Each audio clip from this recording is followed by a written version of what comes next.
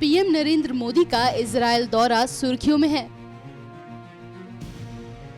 इस खास मौके पर आज हम आपको इजरायल से जुड़ी एक दिलचस्प बात बताएंगे। जब इजरायल ने मात्र 6 दिनों के अंदर अरब देशों को धूल चटाई थी। इजरायल सीरिया, लेबनान, जॉर्डन और मिस्र से घिरा हुआ यहूदियों का एकमात्र देश है।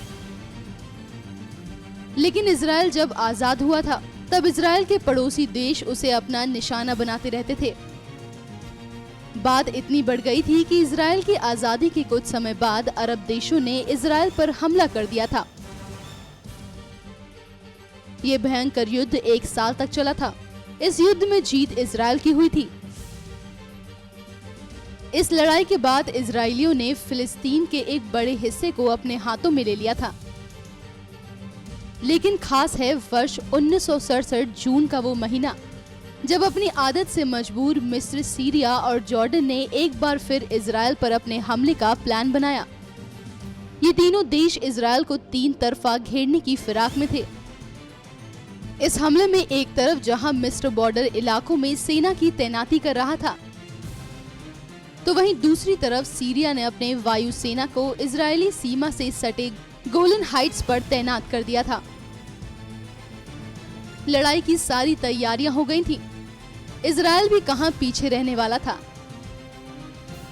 लेकिन इजरायल इंटेलिजेंस एजेंसी मोसाद के पास उस समय का सबसे बेहतरीन इलेक्ट्रॉनिक वार्निंग सिस्टम था।